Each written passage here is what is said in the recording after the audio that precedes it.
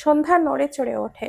যদিও তাকে ঘুমের ইঞ্জেকশন দেওয়া হয়েছে, তবে তার ঘুম ততটাও গাঢ় হয়নি। আকাশের বলা কথাগুলো তার কানে পৌঁছেছে। আরেকটু নড়ে চড়ে উঠলে আকাশের ধ্যান ভাঙে। দ্রুত মাথা তুলে সোজা হয়ে বসে। সন্ধ্যা চোখ মেলেছে, ঘাড় বাঁকিয়ে আকাশের দিকে বিস্ময় দৃষ্টিতে তাকায়। একে তো আকাশের বলা কথাগুলো, তার উপরে আকাশের চোখ জোড়া ভেজা। আকাশ তার খালাতো ভাই জেনে যতটা না অবাক হয়েছিল, তার চেয়েও বেশি অবাক হয়েছে আকাশের এই রূপ দেখে। আকাশ সন্ধ্যার দৃষ্টি দেখে বিব্রত বোধ করে। সে সন্ধ্যার সামনে নিজেকে এভাবে এক্সপোজ করতে চায়নি। দ্রুত বসা থেকে উঠে দাঁড়িয়ে উল্টো ঘুরে দাঁড়ায়। দু হাতে চোখ জোড়া মুছে নেয়। সন্ধ্যা ঢোক গিলল। আকাশের দিকে তাকিয়ে দুর্বল শরীরটা নিয়ে উঠে বসার চেষ্টা করে। কিছুটা উঠে পড়ে যেতে নিলেই আকাশ দ্রুত এগিয়ে এসে সন্ধ্যাকে আগলে নেয়। বিচলিত কণ্ঠে বলে, ঠিক আছে। সন্ধ্যা অবাক হয়ে তাকায়। আকাশের বলা কথা ব্যবহারে মেয়েটির না রাগ হলো, আর না তো ভয় পেল। আকাশ সন্ধ্যার দিকে তাকিয়ে সৌম্যর কথা মনে পড়ল। সন্ধ্যার কথা সে শুনতে চায়নি, নিজেই সব সময় জোর করেছে। কথাটি তার উপর বেশ প্রভাব ফেলেছে। অতঃপর ঢোক গিলে মৃদু স্বরে বলে, তুমি কি আমাকে কিছু বলতে চাও? সন্ধ্যা অদ্ভুতভাবে তাকায়। আকাশ একবার ভাবলো সে সন্ধ্যার পেছনে বসে, সন্ধ্যাকে সাপোর্ট দিবে। সন্ধ্যাকে দেখেই বোঝা যাচ্ছে মেয়েটি ভীষণ দুর্বল। আবার ভাবলো তার ইচ্ছেগুলো আপাতত চাপা থাকুক। ডান হাতে বেডের সাথে বালিশ রেখে সন্ধ্যাকে হেলান দিয়ে বসিয়ে দিল। এরপর সোজা হয়ে দাঁড়ায়। সন্ধ্যার দিকে তাকিয়ে দেখলো মেয়েটির চোখে মুখে বিস্ময়, সাথে মায়া। কিছুক্ষণ আগেও বাড়িতে কত রেগে ছিল, এখন একদম শান্ত। আকাশের দুঃখ হলো মানুষের মধ্যে রাগ কেন থাকে, এই জন্য। রাগলে তার মাথাও ঠিক থাকে না, তার বইয়ের মাথাও ঠিক থাকে না। এই যে সে শান্ত হয়ে আছে, সন্ধ্যার সাথে জোর করছে না। মেয়েটিও কি সুন্দর শান্ত হয়ে আছে। মনে মনে ভাবলো রাগ কি সেটাই ভুলে যাবে। সন্ধ্যা এখনো আকাশের দিকে তাকিয়ে আছে। আকাশ অতি নরম কণ্ঠে বলে, কি খেতে চাও তুমি? আমি আনিয়ে দিচ্ছি। তোমাকে অনেক উইক দেখাচ্ছে। সন্ধ্যা মলিন মুখে আকাশের দিকে চেয়ে রইল। আকাশ তো তার সাথে এত নরমভাবে কথা বলে না। এখন কি হলো আকাশের? সন্ধ্যাকে চুপ দেখে আকাশ ভুরু কুঁচকে বলে, মাকে জিজ্ঞেস করে আনিয়ে দিচ্ছি, তুমি 5 মিনিট ওয়েট করো। কথাটা বলে আকাশ যেতে নিলে সন্ধ্যা বাঁ হাতে আকাশের ডান হাত টেনে ধরে। আকাশ বিস্ময় দৃষ্টিতে তাকায়, একবার তার হাতের দিকে তো আরেকবার সন্ধ্যার দিকে। সন্ধ্যা বিব্রত বোধ করে, আকাশের হাতটা ছেড়ে দেয়, মাথা নিচু করে নেয়। সে আসলে আকাশের ওই কথাগুলোর মানে শুনতে চাইছে, কিভাবে বলবে সেটাই বুঝতে পারছে না। তার এখানে তো ফোন নেই, ফোন বাড়িতে।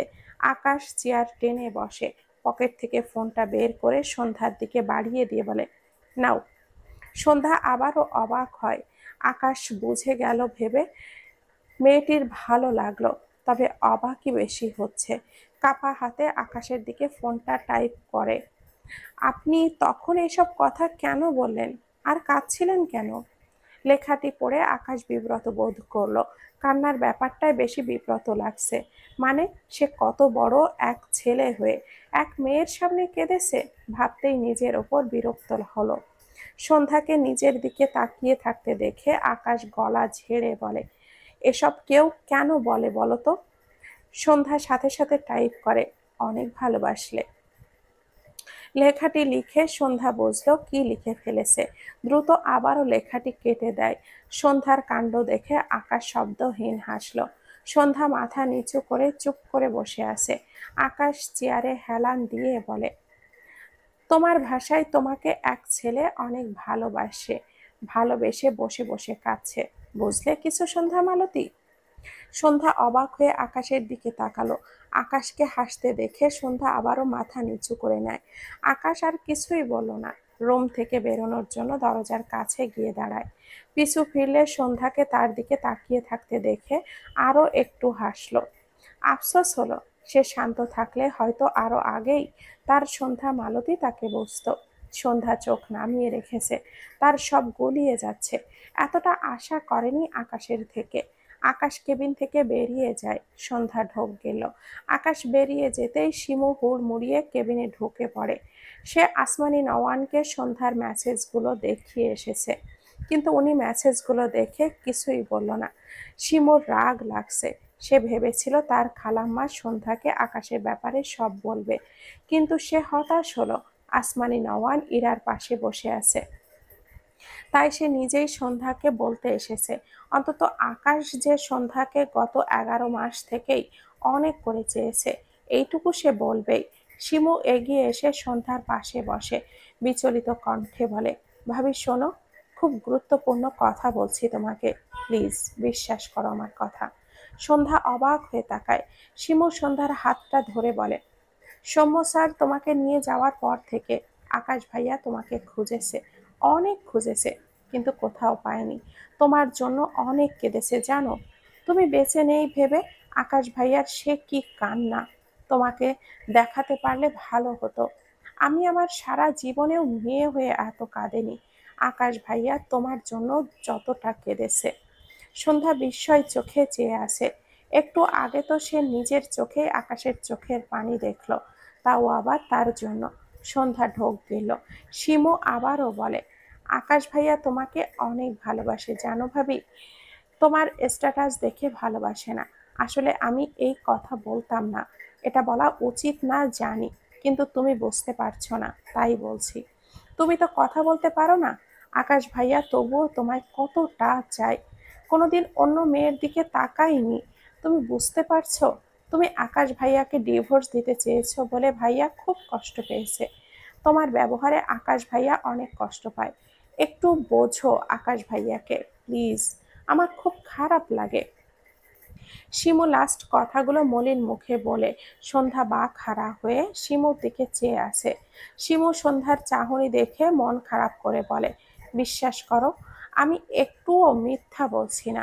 তুমি কি আমার কথা বিশ্বাস করছো না? কি বললে বিশ্বাস করবে? একটু ভেবে বলে, আল্লাহর কসম সব সত্যি বলছি।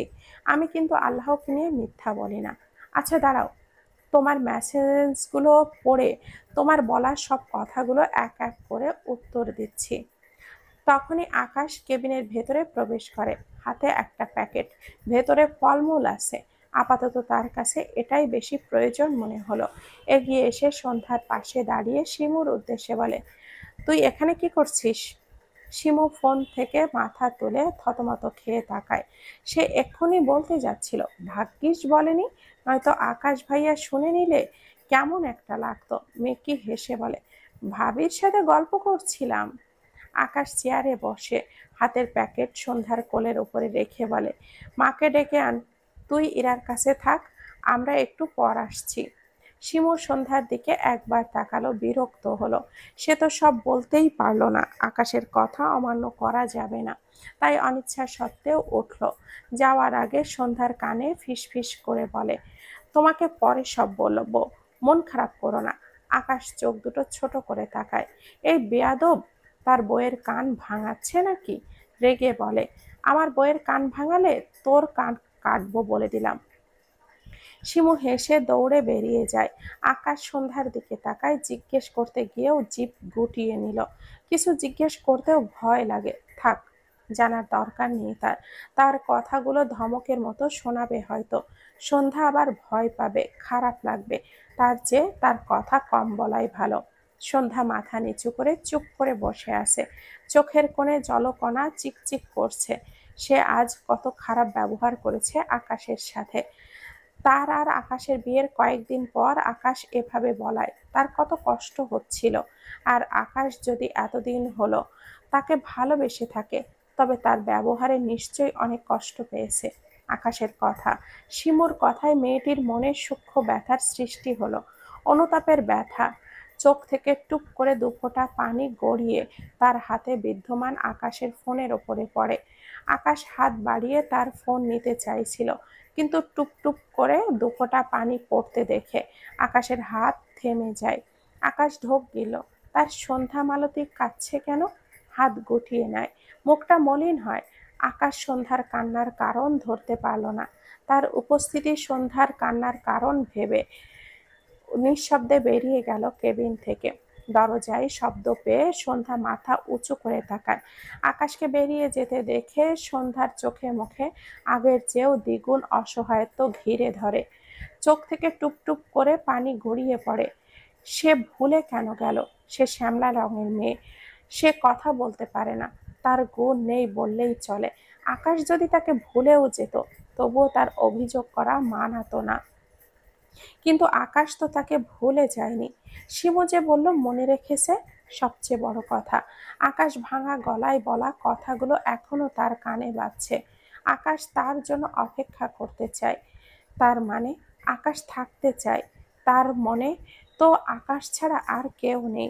কথাগুলো ভেবে দুই হাতের মাঝে মুখ লুকিয়ে ফুপিয়ে ওঠে। আসমানি নওয়ান ইরার কেবিন থেকে বেরিয়ে সন্ধ্যার কেবিনের দিকে যাচ্ছিল। আকাশকে বাইরে বসে থাকতে দেখে ভদ্র মহিলা এগিয়ে আসেন। আকাশ মাথা নিচু করে দুই হাতের মাঝে মুখ ঠেকিয়ে রেখেছে। আসমানি নওয়ান আকাশের সামনে দাঁড়িয়ে আকাশের মাথায় হাত রেখে ডাকে, আব্বা। মায়ের কণ্ঠে আকাশ মাথা তুলে তাকায়।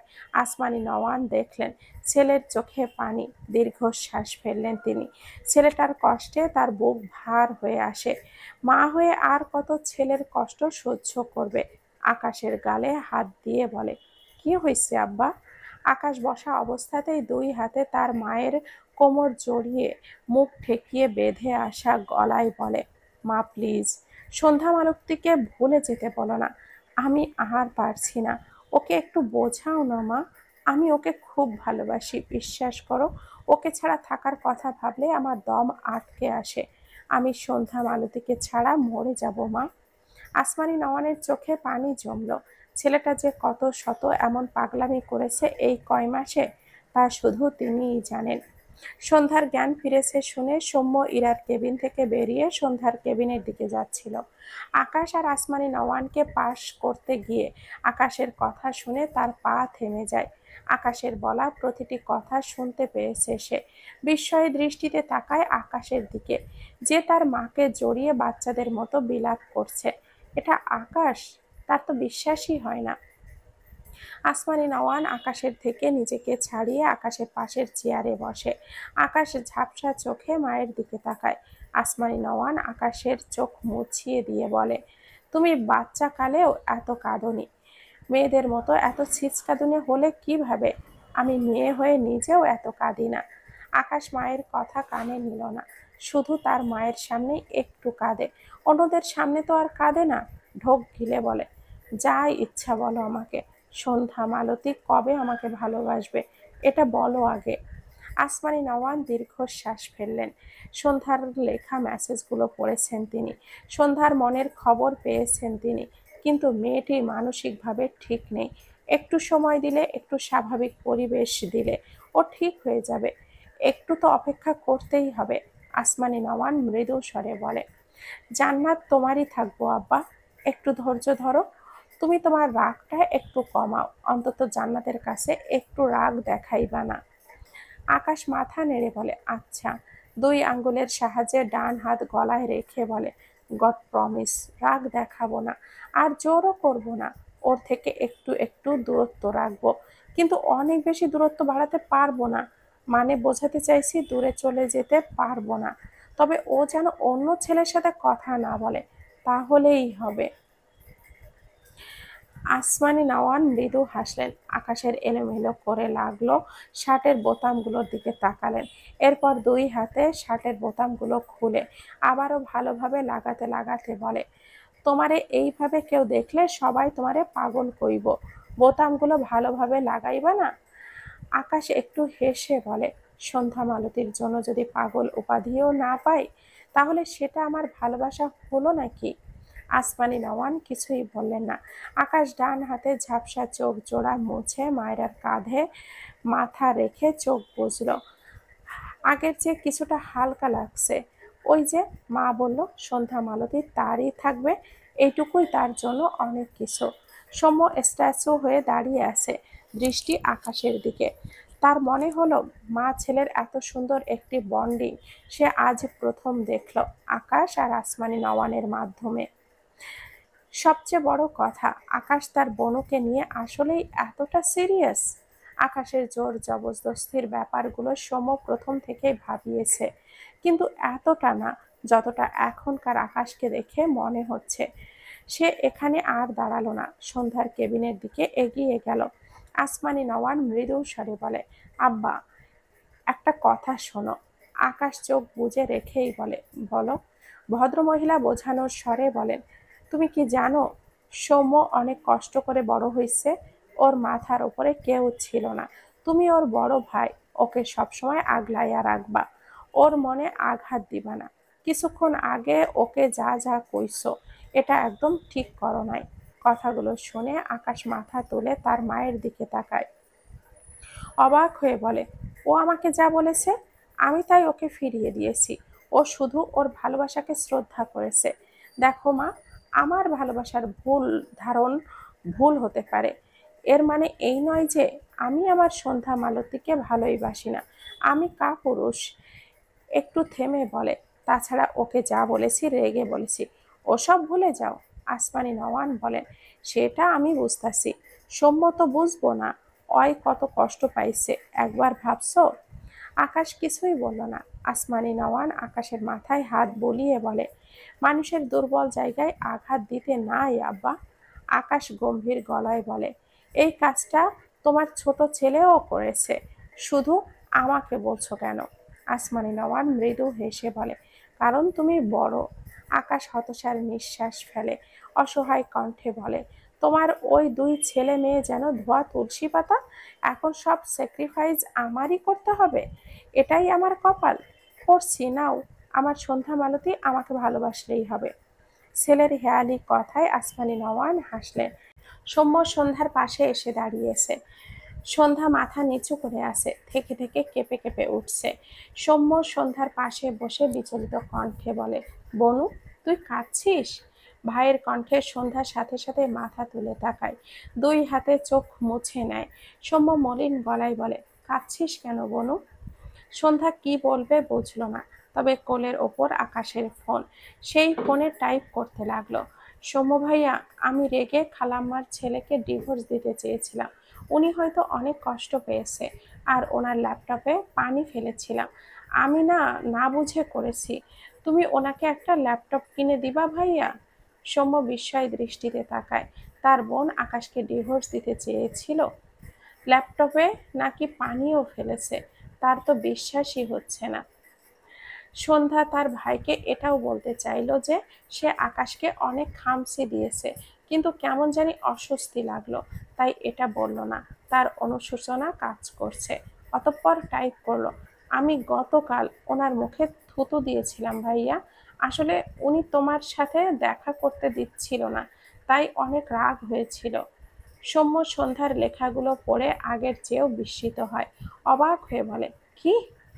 এসব তো বেয়াদবি, থাপ্পড় মারলেও মানা যাবে না। সন্ধ্যা ঝাপসা চোখে তার ভাইয়ের দিকে তাকায়। সৌম্য বোনের অসহায়ত্বে ঘেরা মুখখানি দেখে আর কিছুই বলল না। আসার সময় আকাশের কথাগুলোর সাথে আকাশের তার বোনের জন্য এমন দশা, তার মনে লাগছে ভীষণ। সে আকাশকে খারাপ মানুষ কখনোই ভাবেনি। মাঝে ভুল বুঝেছে, আবার ঠিকও হয়েছে। মাঝে মাঝে রেগে অনেক খারাপ ব্যবহারও করেছে, কিন্তু সবশেষে সৌম্য জানতো আকাশ খারাপ না। কিন্তু একটু আগের আকাশকে দেখে তার অদ্ভুত লাগছে। এটা তার আশার বাইরে ছিল। সন্ধ্যার উদ্দেশ্য মৃদু স্বরে বলে, আমাদের এত দুঃখের জন্য আকাশ ভাইয়া দোষী না বনু। সন্ধ্যার চোখ থেকে পানি গড়িয়ে পড়ে। আকাশের আগের আচরণ, দেখা হওয়ার পর থেকে আচরণ, আর আজকে একটু আগের আচরণ, সাথে শিমুর কথা, সব মিলিয়ে সন্ধ্যার সব গুলিয়ে যাচ্ছে। কিন্তু সব শেষে আকাশের জন্য তার খারাপ লাগছে। সে চায় না আকাশ কষ্ট পাক, তারও তো কষ্ট হয় আকাশ কষ্ট পেলে। এত মাস পর আকাশকে দেখে সে যে একটুখানি বিস্মিত হবে, সেই সুযোগটাও বোধহয় আকাশ তাকে দেয়নি, শুধু জোর করেছে তার সাথে।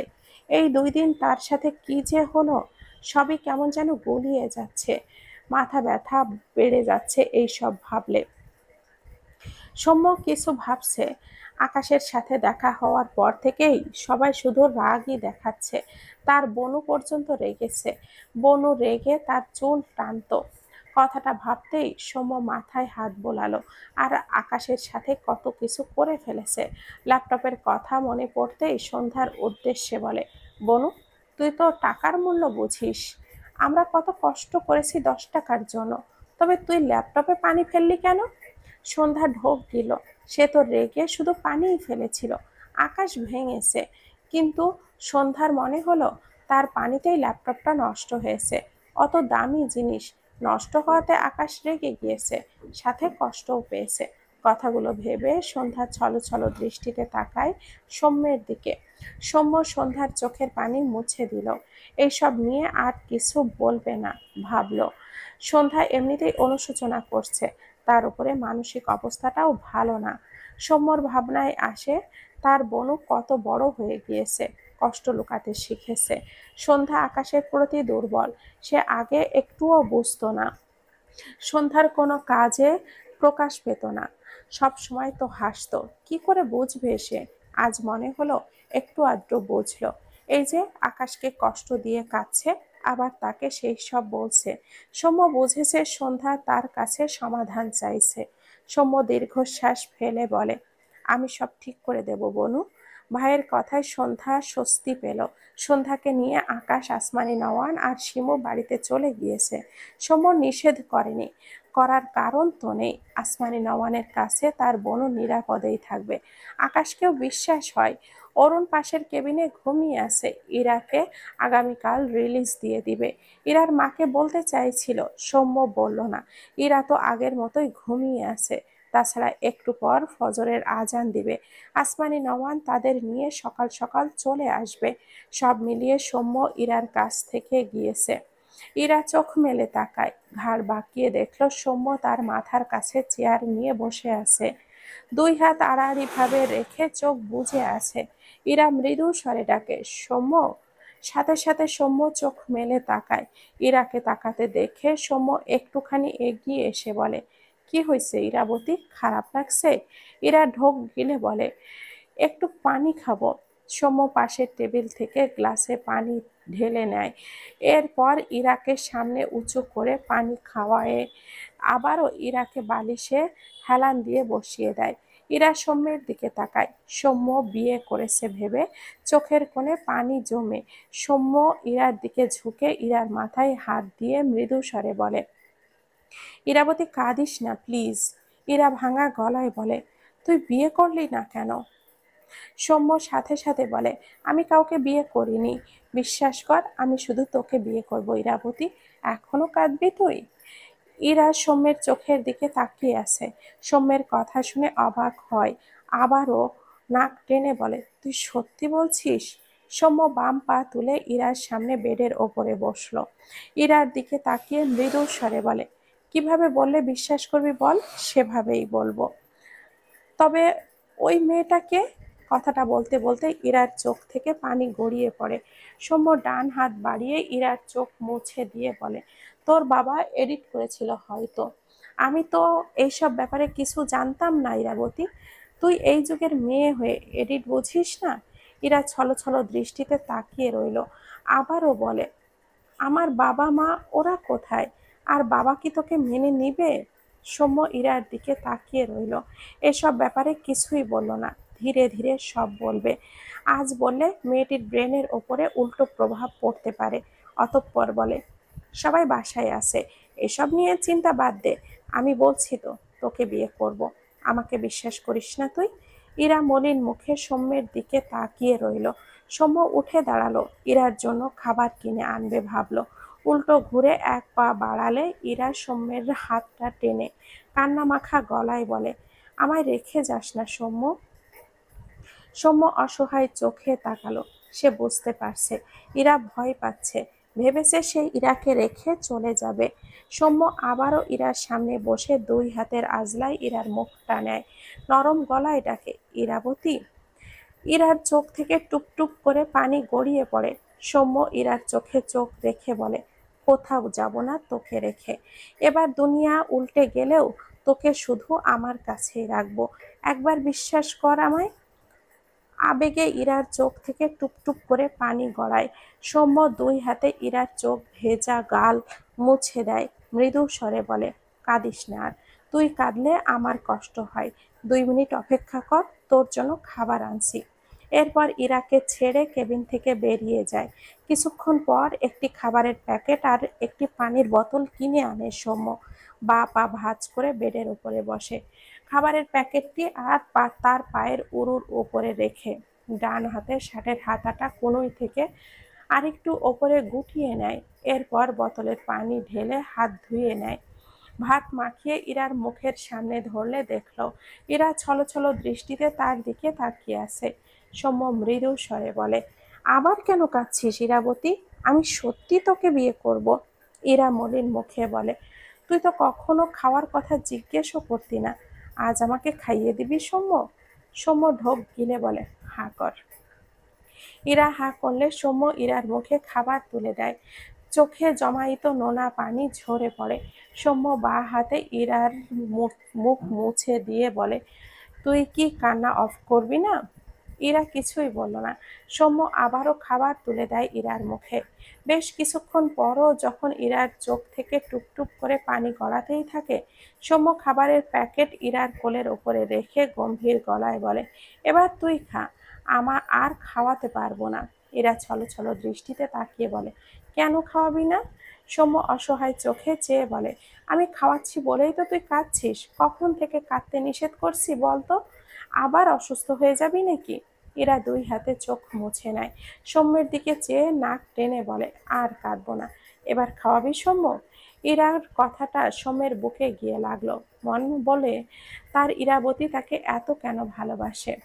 সে সত্যি ইরাবতীর ভালোবাসা কখনো পুষিয়ে দিতে পারবে না। আকাশের বলা কথাটা মনে পড়ল সৌম্যর। ভালোবেসে পাগল উপাধি না পেলে নাকি সেটা ভালোবাসা নয়। কথাটা ভেবে সৌম্য বিড় বিড় করলো, মনে হচ্ছে আকাশ ভাইয়া বনুকে ভালোবেসে পাগল হবে, আর আমি ইরাবতীর ভালোবাসা পেয়ে পাগল হব। এরপর খাবারের প্যাকেট নিয়ে ইরার মুখে খাবার তুলে দিতে দিতে বলে, খবরদার, আর কাঁদবি না। সৌম্য কথাটা রেগে বলতে চেয়েছিল হয়তো, কিন্তু অতি নরম হয়ে গিয়েছে। ইরা বুঝতে পেরে একটু হাসলো। সৌম্য ইরার দিকে চেয়ে মৃদু হাসলো। সন্ধ্যা বাসায় আসার পর ফ্রেশ হয়ে বিছানায় শুয়ে আছে। পাশে শিমু ঘুমিয়েছে। ঘরের লাইট জ্বালিয়ে রাখায় শিমু মুখের ওপরে বালিশ নিয়ে ঘুমাচ্ছে। সন্ধ্যায় শিমুকে অন্য রুমে থাকতে বলেছিল, তার জন্য শিমুরও ঘুমের প্রবলেম হয়। সবাই তো তার মতো লাইট জ্বালিয়ে ঘুমায় না। কিন্তু শিমু শুনল না, বলল সে ম্যানেজ করবে। সন্ধ্যার ঘুম আসছে না, বারবার এপাশ ওপাশ করে। সেই হসপিটাল থেকে আকাশকে নিয়ে ভাবছে, এখানে মাথা থেকে বের করতে পারছে না। আকাশ তাকে সত্যি চায়, অনেক ভালোবাসে চায়। আর এই একটা কথা ভাবতে ভাবতেই তার মাথা ব্যথা শুরু হয়ে গিয়েছে। তার অনেক খুঁত থাকা সত্ত্বেও আকাশ তাকে চায়, কিন্তু আকাশ তো জানে না তার শরীরে নোংরা স্পর্শে ভরা। সব কিছু মেনে নিলেও এটা কোনো ছেলে মেনে নেয়? তার মনে হলো আকাশ তো এখনো জানেই না সে অপবিত্র। এটা জানলে নিশ্চয় তাকে চাইবে না, কোনো ছেলেই চাইবে না। কথাটা ভাবতেই সন্ধ্যার চোখের কোণ ঘেঁষে পানি গড়িয়ে পড়ে। দম বন্ধ লাগছে। আকাশ তার থেকে আবারও আগের মতো মুখ ফিরিয়ে নিলে সে কি সহ্য করবে? সন্ধ্যা ছটফট করতে করতে শোয়া থেকে উঠে বসলো। পাশে শিমুর ফোন নিয়ে আকাশের নাম্বার তার ফোনে তুলে নিল। এরপর কাঁপা কাঁপা হাতে টাইপ করে একটি মেসেজ লেখে। বেশ অনেকটা সময় চুপচাপ মেসেজটির দিকে চেয়ে রইল সন্ধ্যা। এই মেসেজ দেখলে আকাশ হয়তো এখনকার মতো আর তাকে চাইবে না। কথাটা ভেবে সন্ধ্যার গাল বেয়ে অশ্রু গড়ায়। এক সময় মেসেজটি আকাশের নাম্বারে সেন্ড করে দেয় এই সন্ধ্যা। তারপর ফোন রেখে দুই হাতে মুখ লুকিয়ে ফুপিয়ে ওঠে সন্ধ্যা। সে আকাশকে জানিয়ে দিয়েছে এবার হয়তো আকাশ আর তাকে চাইবে না। কথাটা ভাবতেই মেয়েটির বুক ভেঙে আসলো। এক সময় দুই হাতে মাথার চুল টেনে ধরে, কেন ওইসব বাজে স্মৃতি তার পিছু ছাড়ে না? তার জীবন থেকে আল্লাহ সুখ কেড়ে নিয়েছে, তবে তাকে বাঁচিয়ে কেন রেখেছে? মনে মনে খুব করে চাইল আকাশ তাকে না চাইলে সে মরে যাক, তার এভাবে বাঁচতে ভালো লাগে না। আকাশের হাতেই ফোন ছিল। ঘুম আসছিল না বলে ডিভানের উপরে বসে ফোন ঘাঁটছিল। হঠাৎ ফোনে নোটিফিকেশন আসলে আকাশ নোটিফিকেশনটি কেটে দিতে গিয়েও দিল না। ক্লিক করে মেসেজটি ওপেন করে। আসসালামু আলাইকুম। আমি ধর্ষিতা মেয়েদের কাতারে পড়ি। অপবিত্র হয়েছি আমি। আপনি হয়তো এটা জানেন না, এই জন্য আমায় চাইছেন। এই তো আমি জানিয়ে দিলাম, এবার আর আমায় চাইবেন না। আমি জানি। সন্ধ্যা। মেসেজটি পড়ে আকাশ বিস্ময় দৃষ্টিতে তাকায়। দ্রুত দাঁড়িয়ে যায়। এমন মেসেজ সন্ধ্যার থেকে কল্পনাও করেনি। বুকে চিনচিনে ব্যথা অনুভব হলো। তার সন্ধ্যা মালতী এসব কেন বলছে, ভাবছে। মেয়েটি কি জানে না ভালোবাসলে এইসব ফেলনা হয়ে যায়? কিন্তু তার সন্ধ্যা মালতী কষ্ট পাচ্ছে। আকাশ ঢোক গিলল। মেসেজটির রিপ্লাই দিতে গিয়েও ফোনটা ডিভানের ওপরে ছুঁড়ে ফেলল। তার কষ্ট হচ্ছে। সে তার সন্ধ্যা মালতীকে আগলে নিতে পারেনি। তার সন্ধ্যা মালতী কেন ভাবে সে অপবিত্র? অপবিত্র হলেও বাকি। আকাশ বিড়বিড় করে, আমি আমার সন্ধ্যা মালতীকে সবসময় চাই, সারা জীবন এভাবেই চাইব। এরপর দরজা খুলে ঘর থেকে বেরিয়ে আসে। দুটো ঘর পরে সন্ধ্যার ঘর। ভেতর থেকে লাইটের আলো বাইরে এসে পড়েছে। আকাশ বড় বড় পা ফেলে সন্ধ্যার ঘরের সামনে গিয়ে দাঁড়ায়। সন্ধ্যা বিছানার উপরে বসে বসে অনেকটা সময় কাঁদল। এরপর বিছানা থেকে নেমে দাঁড়ায়। কাঁদতে কাঁদতে হেঁচকি উঠে গিয়েছে। দুই হাতে মুখ মুছে নিজেকে সামলে নিতে চায়। চোখ বুজে থাকে কিছুক্ষণ। এরপর চোখ মেললে দরজায় আকাশকে দেখে সন্ধ্যার বিস্ময় চোখে তাকায়। আকাশ দেখল সন্ধ্যার চোখ মুখ লাল। তার সন্ধ্যা মালতী এত কাঁদেছে, কেঁদে কেটে চোখ মুখ ফুলিয়ে ফেলেছে একদম। আকাশ ঢোক গিলল।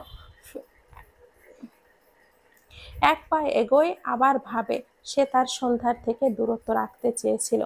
কথাটা ভেবে দাঁড়িয়ে যায়।